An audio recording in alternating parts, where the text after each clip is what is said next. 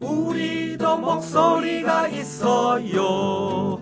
하고픈 말 많지만 표현 쉽지 않다면 여기로 오세요. 마인드 라디오.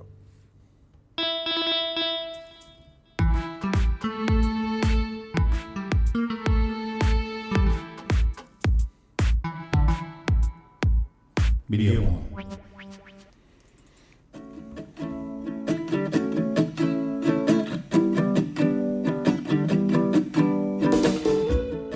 깔끔하거나 깨끗한 사람은 약한 강박장애가 아닙니다. 화가 난 사람은 정신병자가 아닙니다. 우울한 사람이 우울증 환자가 아닙니다. 영국의 타임 투 체인지라는 캠페인에서 제안한 정신장애 미디어 가이드라인에서 발췌했습니다.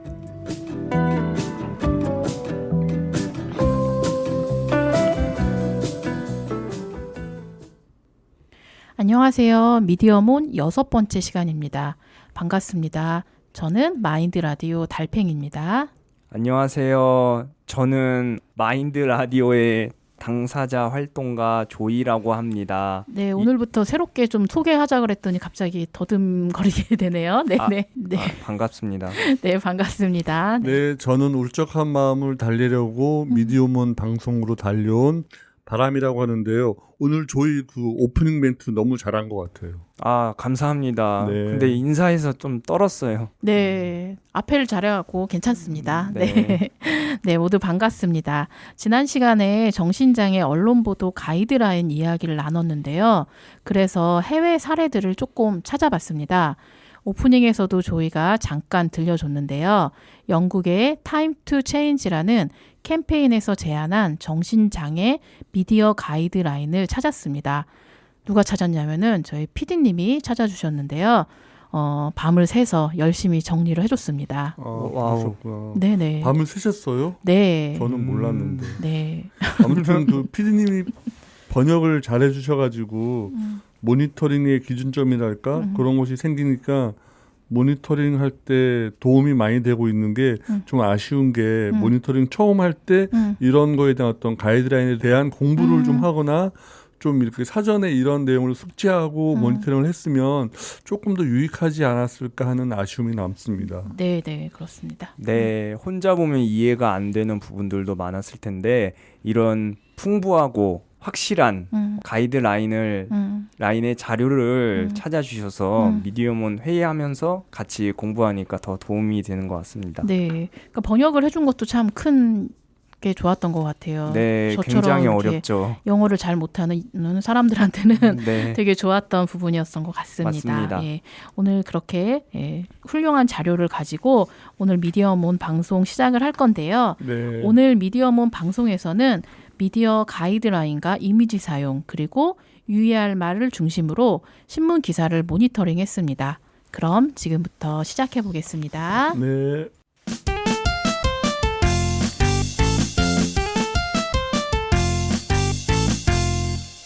네, 오늘 1부에서는 신문기사 2개를 모니터링 해볼 텐데요.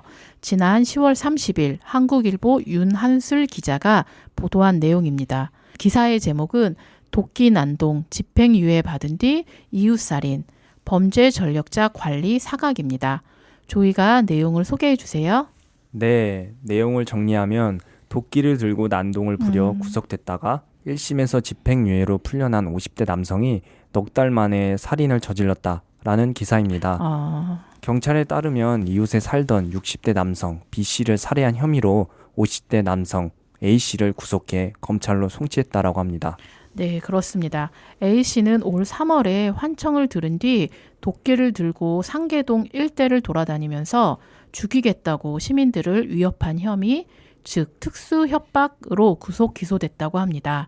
그러나 1심 법원, 지난 7월에 1심 법원은 A씨가 범행을 대체로 인정하고 조현병으로 인한 심신미약 상태에서 범행을 저질렀다고 하면서 징역 8개월에 집행유예 2년을 선고하고 A씨를 석방했다고 합니다. 그런데 이 과정에서 A씨는 아무런 관리를 받지 않은 채 방치됐다고 합니다. 법원이 집행유예를 선고해서 보호관찰 명령을 내렸지만 형이 확정되지 않아 보호관찰은 시작되지 않았습니다. 네. A씨는 2심 첫 재판을 받은 지 불과 9일 만에 B씨를 숨지게 했습니다.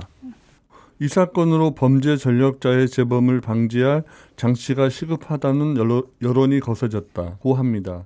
재범 가능성을 간과한 법원의 부적절한 관용, 평소에도 사람을 죽이겠다는 말을 내뱉은 우범자를 관리하지 못한 당국의 무신경과 강력범 전과자에게 격리와 감시 등 불이익을 줄 수 없는 제도적 한계점을 등을 원인으로 지적된다고 보도를 했네요. 네, 그렇습니다. 범행을 저질렀고 위험한 사람이라고 판단해서 구속 기소 상태였을 텐데요. 징역 8개월, 집행유예 2년으로 석방이 되었어요. 그런데 형 확정과 형 집행은 바로 되는 것이 아닌가 봅니다. 아무런 관리를 받지 않은 공백 기간이 생기게 된 거죠. 우리가 법에 대해서는 잘 모르지만은 저 같은 일반 시민 입장에서 생각했을 때는 보호 관찰을 당연히 받아야 하는 범죄 전력자잖아요. 그렇죠. 네, 흉기를 들고 협박하는 위험한 사람인데 법원에서는 혹시 범죄를 저지를 때까지 기다린 걸까요? 설마 범죄를 뭐 기다린 건 아니겠지만 그러겠죠. 이 사건은 정신질환이 문제가 아니라 범죄 전력자 관리 허점의 문제에 대해 집중적으로 보도해야 할 것 같은데요. 법에 대해서 잘 아는 분들의 조언이 필요한 부분이긴 하네요. 네, 그렇습니다. 모니터링을 하면서 보니까 여러 가지 공부가 필요한데 네, 맞아요. 법 공부도 또 필요하다는 생각이 드는데 어디까지 공부를 해야 될지 법 자문을 해주실 분 연락을 기다리도록 하겠습니다.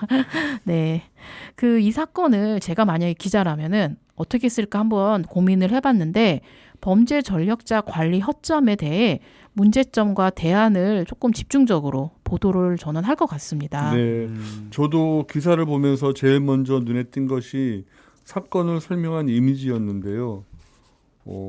한 그쵸. 남성이 도끼를 들고 있는 그림이었습니다. 네네. 기사를 보기 전에 무섭다는 생각이 먼저 들었습니다. 네네. 네, 저도 너무 무섭더라고요. 제목에서 도끼 난동이라는 단어를 사용하는 것도 놀라웠는데요. 기사 속 그림에도 도끼를 들고 있는 사람이 표현되고 조현병도 언급이 됩니다. 기사를 보는 사람은 조현병과 도끼를 들고 있는 사람을 연결해서 생각할 것 같습니다. 네, 진짜 그렇게 생각할 것 같아요. 네. 자극적이고 폭력적인 이미지를 사용해서 조현병은 위험하다라는 고정관념을 심어주려고 한 것 같은데요.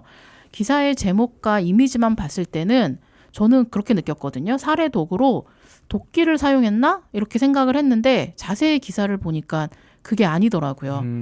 제가 그렇게 문장 해독력이 떨어지진 않는데 조금 사람들이 헷갈릴 수 있게 기사를 작성한 게 아닌가 싶습니다. 저도 그 이미지를 어디선가 봤을 것 같아요. 네, 그렇죠. 한번 본 것 같은 이미지예요. 네. 기억이 정확하진 않은데 그 예전에 공포 영화에서 도끼를 들고 있는 사람들이 많이 나왔었는데 대부분 정신질환이 있는 사람들로 표현했던 것 같아요. 네, 맞습니다. 네. 이렇게 정형화된 이미지를 사용하는 건 아마 정신장애인은 위험한 사람이다. 그렇죠. 네. 심지어 요즘 영화에서도 잘 표현되지 않는 약간 구식적인 표현 같은데. 맞습니다. 옛날 영화에서 많이 봤던 것 네, 같아요. 맞아요. 요즘은 네네. 이런 게 좀 표현이 잘 안 되는데 기자가 그렇게 생각하고 있는 것이 아닐까라고 생각이 되네요. 그렇죠. 네. 맞습니다. 그럼 어떤 이미지를 넣으면 더 좋을까 생각해 봤는데요. 네. 다른 기자의 기사를 보니까 범죄 행위와 관련된 이미지가 아닌 경찰 관련 혹은 법원 관련 이미지가 있었어요. 네. 그런 이미지들도 대안으로 좀 사용하면 좋을 것 같고요. 사건의 범죄 행위 장면을 자극적인 이미지로 표현하는 것보다는 이와 같은 범죄가 왜 일어났고 방지하기 위한 대책이 대안이 무엇인지 그런 의미로 이미지가 좀 사용되어야 할 것 같습니다. 네. 네. 기자가 저렇게 자극적인 이미지를 굳이 사용했는지 솔직히 이해가 잘 되진 않습니다. 저는 솔직히 조금은 이해가 되는 것 같아요. 솔직히 조금이요? 네. 어떤 부분일까요? 어떤 이게 자극적인 이미지를 사용하는 거는 그 기자가 자기 기사에 읽는 사람들에게 조금 뭔가 자극적인 이미지를 주면서 클릭을 하거나 좀 자기 뉴스를 좀 볼 수 있게끔 유도하기 위해서 그런 것이 아닐까라는 생각이 드네요. 네, 약간 조금 모지하고 사람들이 볼 수는 있을 것 같네요. 그렇게 네. 생각하니까. 그리고 이미지뿐만 아니라 기사의 내용이나 제목도 많은 편견을 주고 있는데요. 그렇죠. 네. 기사 내용을 보면 조현병과 정신질환, 증상을 표현한 단어들이 많은데 기사를 읽는 독자들은 정신질환이 있는 사람들이 도끼로 협박하고 흉기로 사용해 살해할 수도 있다는 생각을 할 수 있을 것 같아요. 네네, 그렇죠. 네네, 맞습니다. 기사를 보면 정신질환이 있는 사람들을 위험한 사람이라고 생각할 수 있겠네요. 기자의 잘못된 인식으로 이러한 기사를 만들어냈고 편견 조장을 더하고 있는데 기자뿐 아니라 언론사들이 올바른 인식을 갖고 있는 것이 중요할 것 같습니다. 네, 그렇습니다. 네, 국가인권위원회에서 정신장애인 관련 기사 데이터 결과를 분석해서 발표했는데요. 사건 사고가 발생할 때 정신질환과 관련된 기사가 급증하고 이에 따라서 SNS 게시글도 함께 증가한다라고 하는데요. 대부분 부정적인 글들이 많았다고 합니다. 네, 그렇습니다. 그런 이제 기사들을 보면은 기사의 댓글들이 대부분 혐오와 편견의 내용이 많았던 것 같습니다. 우리가 다시 기사 내용으로 돌아와 보겠습니다. 기사의 부제목을 보면 석방 4개월 만에 이유 없이 이유 살해라고 적혀 있는데요. 네. 범죄는 분명히 잘못했지만은 이유가 없는 것이 아니라 기자가 이유를 찾지 않은 게 아닐까 저는 그렇게 좀 생각이 들었고요. 네. 조현병이 있는 사람이 이유 없이 누군가에게 해를 끼친다고 생각할 수 있게 만든 부분입니다. 맞습니다. 기사에서 보면 A씨와 피해자인 B씨는 뚜렷한 직업 없이 쪽방에 살면서 근근히 생계를 유지했다고 합니다. 뚜렷한 직업도 없고 가난으로 절망적인 사람은 범죄자가 될 수 있다는 인식을 심어주는 것 같습니다. 네, 그런 인식을 좀 심어줬을 것 같고요. 그리고 A씨의 증상을 이상하거나 특이한 것으로 설명하는 부분이 있었는데요. 환청을 듣고 죽이겠다고 위협을 했다고 하는데 전문가 조금 더 심도 있는 상담을 했다면은 A씨의 행위 원인을 알았을 것 같습니다. A씨는 사회에서 아무런 관리를 받지 못하고 방치된 상태였고 공동체에서도 고립이 되었습니다. 기사에서는 A씨의 증상들을 이해하기보다 이상하거나 혹은 특이한 것, 두려운 것으로 치부한 것이 아닌가 저는 싶네요. 네, 맞아요. 네, 좀 안타깝다고 생각이 듭니다. 네. 정신장애인 관련 사건, 사고 기사들을 보면 명확하지 않은 사실을 정신건강 원인이라고 추측한 기사들이 많습니다. 네네. 환청을 들은 뒤 도끼로 사람들을 협박했다라는 부분은 명확하지가 않습니다. 네, 그렇죠. 예, 사실 기사 내용에서 A씨의 상황을 보면은 여러 가지를 좀 유추할 수 있을 것 같은데 뭐 생활고나 사회 불만 등 다양한 상황으로 우리가 같이 또 생각을 할 수 있을 것 같아요. 네. 그런데도 불구하고 기사를 보면은 범죄의 원인을 조현병으로 단정을 지었습니다. 그런데 만약에 A씨의 그 개인 사정이나 네네. 주변 상황, 전문가들의 이야기 취재가 있었다면 더 좋았을 것 같습니다. 네네, 그렇죠. 기자들이 그렇게 취재를 하고 보도를 하면 사회에서 고립되고 소외되어 있는 사람들이 그 받는 고통이 훨씬 줄어들 것 같지 않을까요? 네, 맞습니다. 훨씬 더 많이 줄어들 수 있는 가능성이 있을 것 같아요. 많은 사람들이 언론을 통해서 정신장애인에 대해 부정적인 편견을 갖게 되는데요. 기자들이 보도자료를 베껴 쓰는 것이 아니라 조금 제대로 취재를 했으면 좋겠다는 생각이 듭니다. 정신장애인들을 범죄자로 몰아서 혐오하게 만드는 것이 과연 언론의 사회적 역할인지 생각해보는 시간이 되었으면 합니다. 네.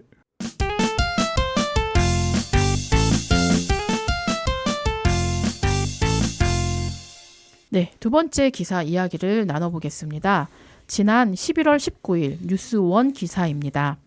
이종재 기자가 쓴 남편이 나를 죽이려 해 망상 사로잡혀 남편 살해하려고 한 50대 여성이라는 제목입니다.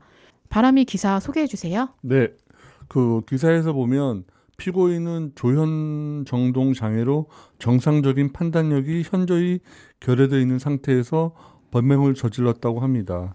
그리고 범행 직후 스스로 112 신고를 해 범행을 자수했고요. 네.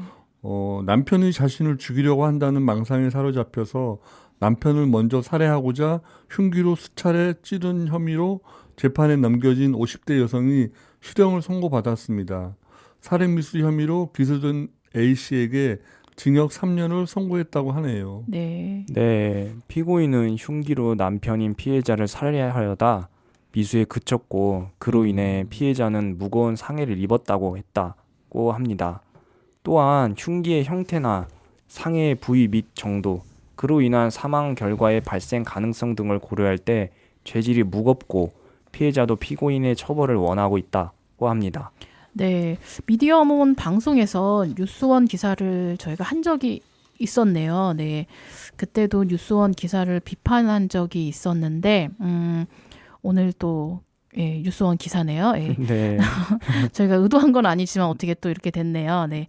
전체적인 기사도 문제지만은 저는 기사에 사용된 이미지가, 참, 좀 그랬습니다. 예. 이미지 어떻게 보셨어요? 이미지가 썩 좋지는 않더라고요. 네네. 네, 기사에 기자가 쓴 기사의 내용도 그렇고 여성이 남성을 목을 조르려고 하는 모습을 그린 건데요. 네네. 눈을 그리지 않아 혼이 나간 느낌이 들었습니다. 아, 그리고 여성이 폭력을 가하면서 웃고 있는 것처럼 표현해 마치 사이코패스처럼 보이기도 했습니다. 아, 그렇게 볼 수도 있겠네요, 진짜. 네. 네, 정신질환과 사이코패스는 좀 다른 것인데 그렇게 보이게 이미지를 사용했군요.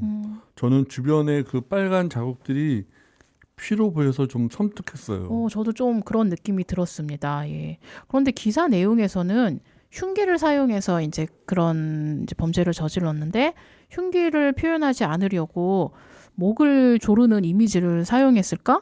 라는 좀 생각이 들었는데 두 이미지 다 자극적이긴 합니다만 네. 저희가 다른 신문에서 한번 보니까 재판하는 모습의 이미지를 사용하기도 했네요. 이런 자극적인 이미지를 피하기 위해서 네. 좀 네. 그렇게 표현을 한 것 같습니다. 그럼 이제 기사 내용 좀 꼼꼼히 한번 이야기해 보도록 할게요. 네, 그럴게요. 그 기사 제목에서 보면 망상에 사로잡혀 남편 살해하려고 했다라고 표현했습니다. 네. 그리고 부제목에서는 정신질환이 범행에 영향이 있다고 작성을 했는데요. 네네. 이 기사를 보면 망상 증상이 있는 사람은 타인에게 위험하다는 추론을 할 수 있겠습니다.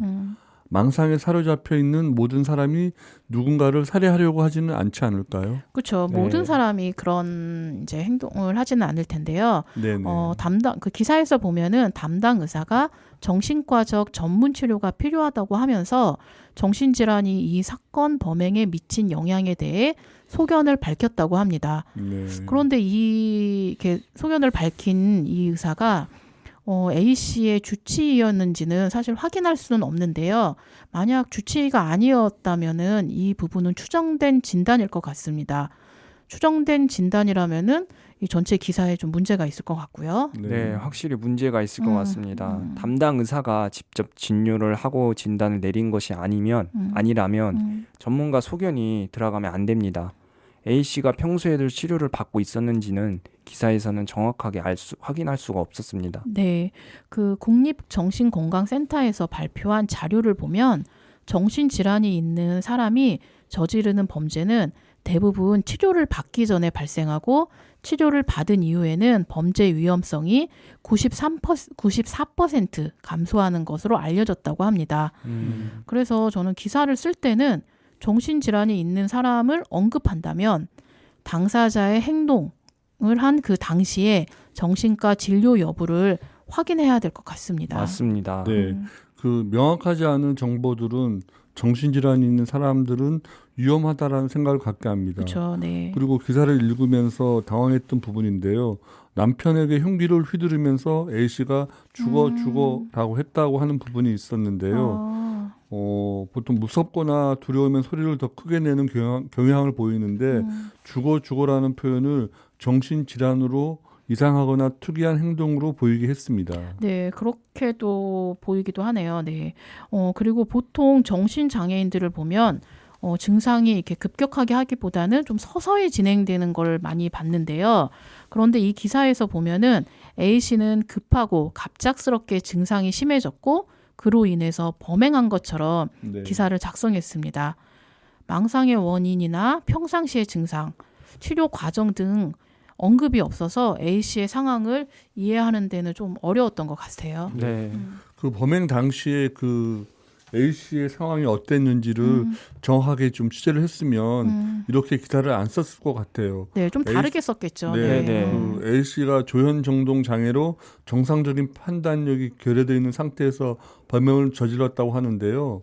이 또한 사건의 인과관계가 부족하다라는 생각이 들고요. 그렇죠. A 씨가 정신질환으로 판단력이 결여됐다고 표현하는 건 맞지 않습니다. 정신질환이 이 원인이었는지는 아무도 모를 일이죠. 그렇죠. 네. 네, 확실히 모니터링을 해보니 범죄 사건이 일어나는 경우 정신질환을 가진 사람을 연관지어서 부정적으로 보도하는 기사들이 꽤 많더라고요. 아, 네, 그 정신질환이 언제적인 건지도 모르는데 당시 내용이 아니라 예전 거를 들고 와서 표현하는 경우도 있는데 범죄에 대한 사실 보도는 필요하죠. 그렇죠. 맞아요. 그렇지만 정신질환이 있는 모든 사람들이 범죄와 연관되어 생각하게 하는 그 보도는 편견과 두려움을 더 많아지게 하는 것 같아요. 네, 그렇습니다. 오늘 저희가 2개의 기사를 모니터링 해봤는데요. 기본적으로 기자들이 취재하고 제대로 된 기사를 써야 한다는 생각이 들었습니다. 보도된 후에 어떤 사회적 영향이 있을지도 충분히 좀 생각을 했으면 좋겠고요. 바람과 조이는 오늘 이제 우리가 가이드라인을 보면서 조금은 체계적인 비평 모니터링을 좀 했는데 어떠셨어요? 네, 그 저는 이 정신질환이나 장애에 대한 보도를 하는 언론이나 기자들은 그 의무적으로 그 가이드라인에 대한 어떤 그 교육이라든지 보도 준칙에 대한 학습을 좀 하고 활동을 하면 어떨까 하는 생각이 들었어요. 그 정신장애와 질환에 대해서 공포와 불신을 조장하는 것에 대한 관점을 가지고 기사를 작성하는 경우가 많은데 그러한 부분이 좀 이렇게 많이 지양됐으면 좋을 것 같습니다. 네, 그런 좀 공부가 같이 이렇게 교육이 좀 필요할 것 같긴 합니다. 네, 저도 이런 기사들을 확실히 보고 나면은 좀 끝이 조금 안 좋더라고요. 네, 마음이 좀 그렇죠. 네. 네, 자꾸 이렇게 늘어나게 되니까 좀 안 좋은 시선과 편견을 조장하니까 확실한 가이드라인이 있다면은 이런 쪽은 없어져야 된다고 생각이 듭니다. 네, 맞습니다. 이게 그리고 거기 그 정신장애인들을 갖다가 폭력의 위험에 대해서 너무 과대평가하는 기사들이 너무 많은 것 같아요. 맞습니다. 네, 오늘 이제 저희가 방송을 하면서 좀 많은 것들을 같이 생각해 볼 수 있는 시간이 되었던 것 같습니다. 정신장애인에 대한 편견과 혐오가 있는 사회에서 정신질환이 있는 사람들은 적절한 치료를 받기가 어려워집니다. 정신과 진료를 받는 것을 꺼리게 되고 주변 사람들에게 도움을 요청할 수도 없죠. 정신질환이 있는 사람들은 그렇게 사회에서 고립이 됩니다. 언론은 정신장애 당사자들에게 미치는 영향에 대해 사회적 책임을 가져야 할 것입니다.